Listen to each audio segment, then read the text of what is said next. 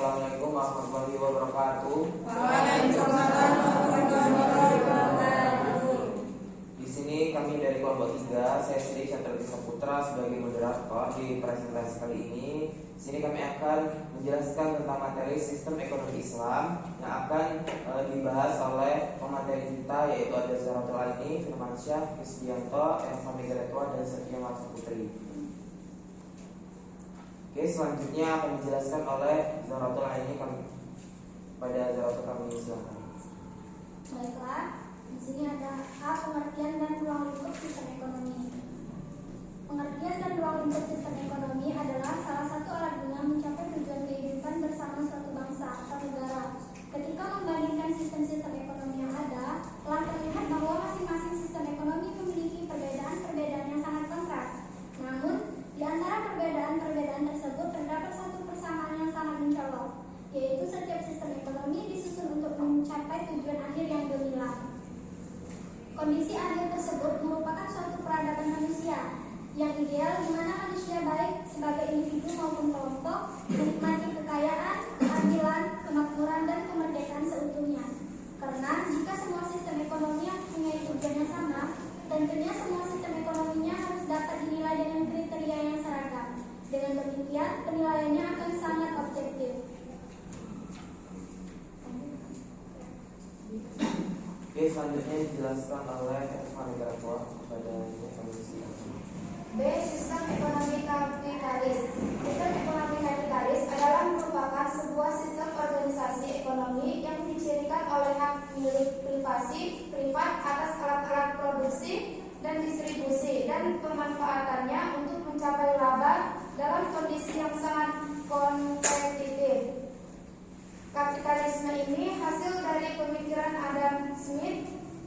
Adam Smith adalah tokoh mazhab klasik di mana para ahli ekonomi dunia menilai bahwa pemikiran mazhab klasik merupakan dasar sistem ekonomi kapitalis. Oke, selanjutnya akan dijelaskan oleh Mawar pada Islam. Pilar-pilar sistem ekonomi kapitalis. 1. Hak milik swasta atau private property. Lembaga ini merupakan elemen pokok dari kapitalisme. Ia menjamin bahwa setiap orang mempunyai hak untuk mencapai barang-barang ekonomi dan sumber-sumber daya melalui cara yang legal. Mengadakan perjanjian-perjanjian sehubungan dengan hak alamiah terlepas dari kekuasaan negara. Yang kedua, dibina oleh tangan yang tak terlihat atau the invisible hand. Prinsip tersebut menyatakan bahwa untuk mencapai hal yang terbaik untuk masyarakat, setiap individu dalam sebuah masyarakat kapitalistik dimotivasi oleh kekuatan-kekuatan ekonomi sehingga ia akan bertindak sedemikian rupa untuk mencapai kepuasan terbesar dengan pengorbanan atau biaya yang sekecil-kecilnya. 3. Individualisme ekonomi laissez-faire. Pernyataan ini menjadi kata kunci kapitalisme dalam arti bahwa tiada investasi pemerintah akan menyebabkan timbulnya individualisme ekonomi dan kebebasan ekonomi. Yang keempat, persaingan dan pasar bebas atau free market competition. Prinsip bekerjanya mekanisme pasar menyebabkan terjadinya persaingan. Persaingan terjadi antara penjual barang-barang yang serupa untuk menarik pembeli, antara pembeli untuk mencapai barang-barang yang mereka inginkan, antara pekerja untuk memperoleh pekerjaan, antara pihak majikan untuk memperoleh pekerjaan, antara pembeli dan penjual sumber-sumber daya untuk mencapai syarat yang sebaik-baiknya. Oke, selanjutnya akan dijelaskan oleh saudara Firmansyah.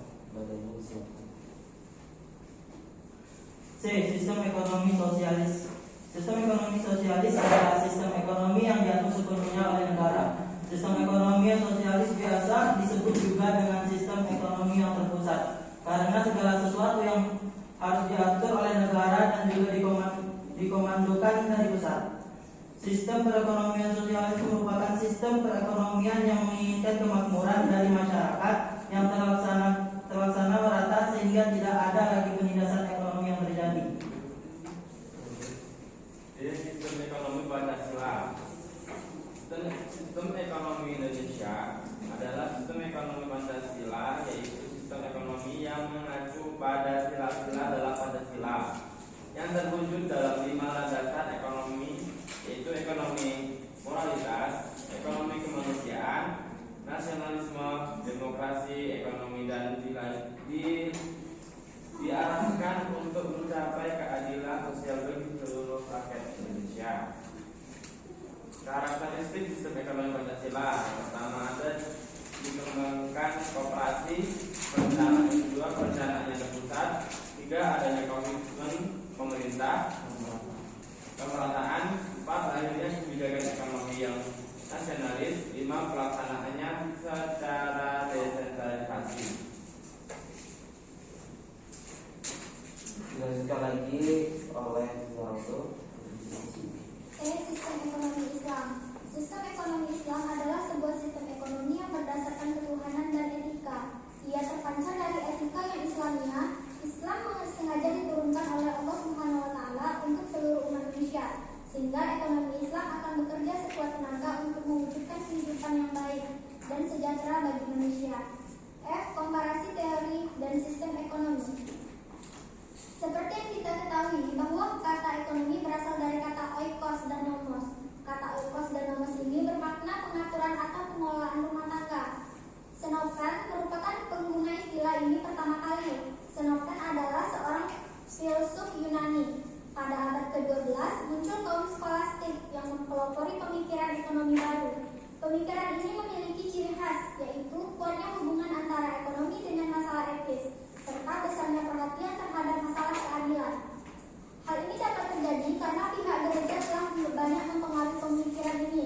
Lalu banyaknya tokoh pemikir ekonomi skolastik yang berasal dari kaum religius gereja yang telah membuktikan bahwa pengaruh gereja sangat kuat. Oke, selanjutnya dijelaskan oleh Konsep uang dalam sistem ekonomi kapitalis dan Islam. Dalam sejarah Islam, uang merupakan sesuatu yang diadopsi dari peradaban Romawi dan Persia. Ini dimungkinkan karena penggunaan dan konsep uang tidak bertentangan dengan ajaran Islam. Dinar adalah mata uang yang diambil dari Romawi dan dirham adalah mata uang perak warisan peradaban Persia.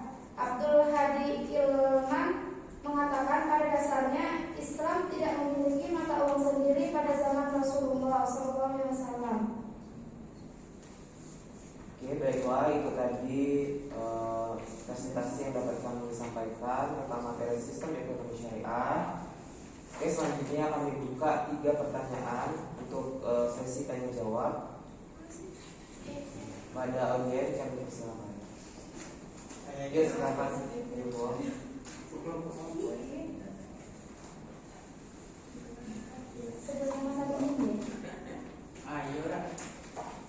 Assalamualaikum warahmatullahi wabarakatuh. Waalaikumsalam warahmatullahi wabarakatuh. Perkenalkan, nama saya Saifullah, NIM 50422062. Baiklah, pertanyaannya, bagaimana sistem kapitalis berkembang dan berubah seiring waktu?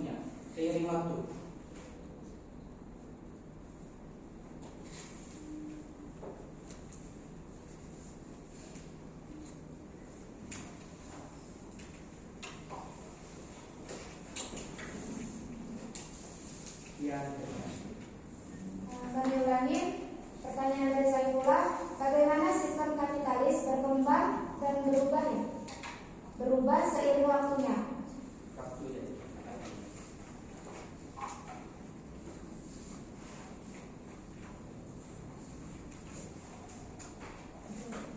Oke, ada lagi yang ingin bertanya? Silakan, Aziz. Assalamualaikum warahmatullahi wabarakatuh. Waalaikumsalam warahmatullahi wabarakatuh. Perkenalkan, nama saya Syiril Ruhul Aziz, NIM 50420049. Pertanyaannya, bagaimana sistem ekonomi Islam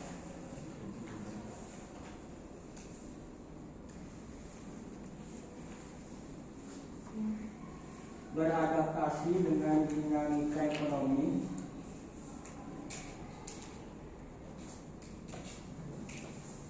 Dengan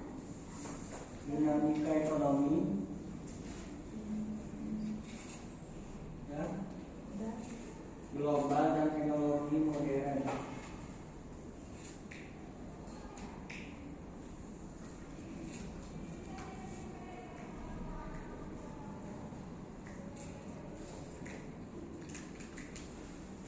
Baik, kami ulangin pertanyaan dari Sirul Aziz. Bagaimana sistem ekonomi Islam beradaptasi terhadap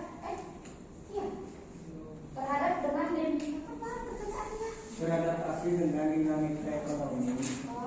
Beradaptasi dengan dinamika ekonomi global dan teknologi modern. Baik, yang terakhir dari Ella. Assalamualaikum warahmatullahi wabarakatuh. Waalaikumsalam warahmatullahi wabarakatuh. Saya Yulia Sapitri dari kelompok 1 dengan NIM 54220056 ingin bertanya, bagaimana kebijakan kesejahteraan sosial dan pendidikan diterapkan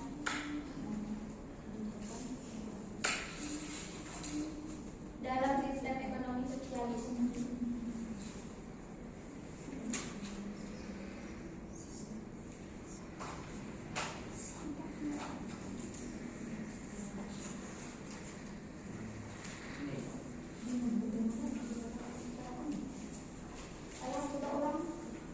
Bagaimana kebijakan kesejahteraan sosial dan pendidikan diterapkan dalam sistem ekonomi sosialis. Sosial dan pendidikan. Ya.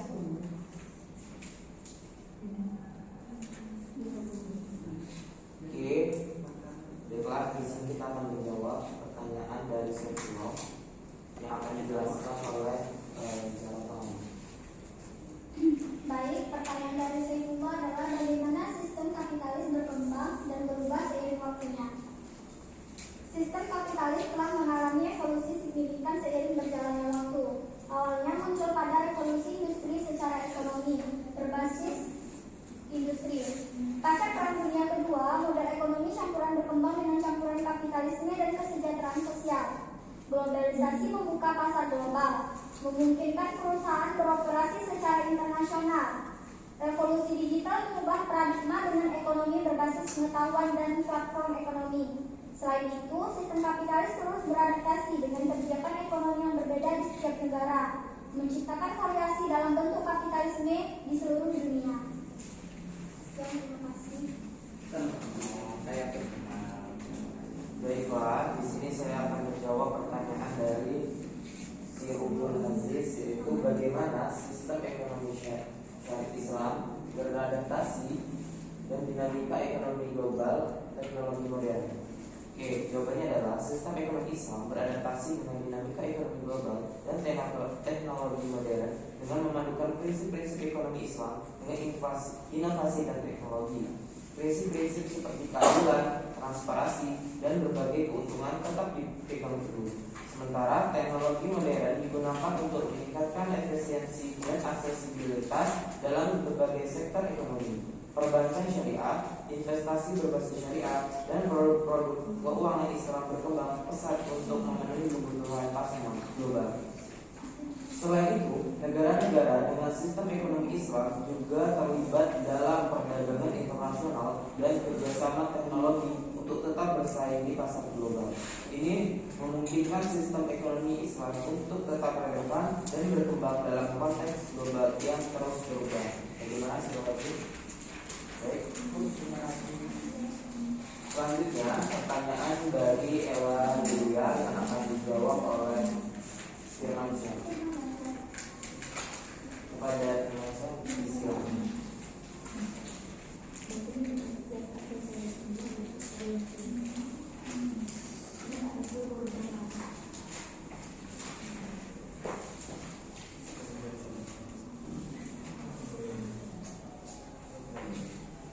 Pertanyaannya, bagaimana kebijakan kesejahteraan sosial dan pendidikan dalam sistem ekonomi sosialis?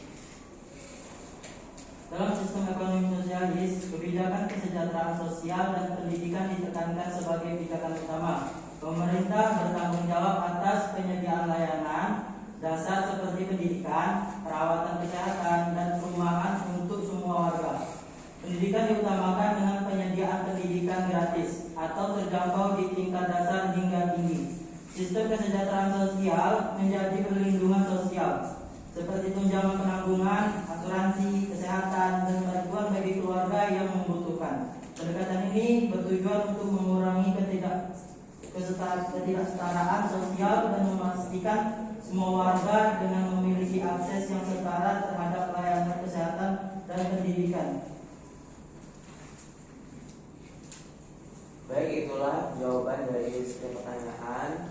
Terima kasih bagi yang sudah bertanya dan juga terima kasih kepada kawan-kawan yang sudah berpartisipasi dalam presentasi kami. Mungkin hanya itu yang dapat kami sampaikan, kurang lebihnya kami mohon maaf apabila ada kesalahan. Saya Edi, Assalamualaikum warahmatullahi wabarakatuh. Waalaikumsalam warahmatullahi wabarakatuh. Dilanjutkan pemakaman selanjutnya. Terima kasih Bu, dadah.